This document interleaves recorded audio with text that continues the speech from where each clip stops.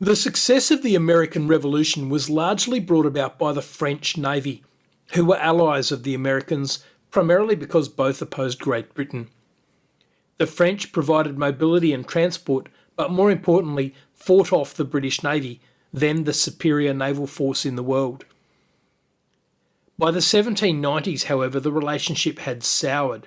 The French were seeking repayment of loans made during the Revolution, and in 1794 they abolished slavery, which was seen as an ominous sign by the southern states of the United States, whose economies depended upon that sad institution. France started seizing US shipping, and the US started bolstering its own navy in order to respond.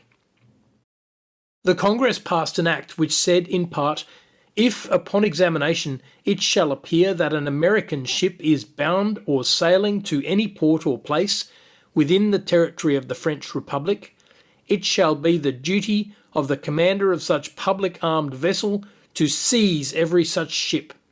This was a bit of an odd provision.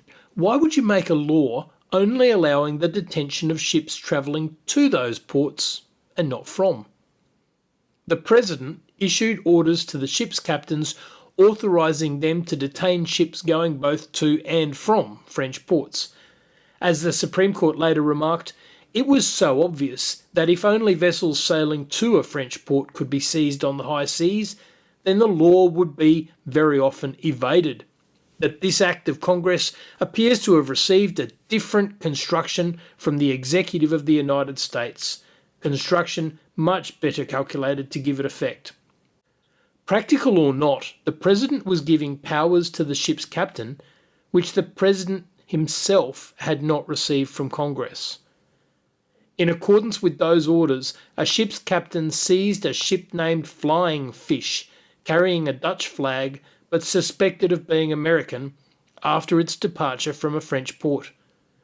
The court found that the detention was unlawful, even though the captain was following the President's orders, because the President had no power to authorise the detention of ships merely travelling from a French port.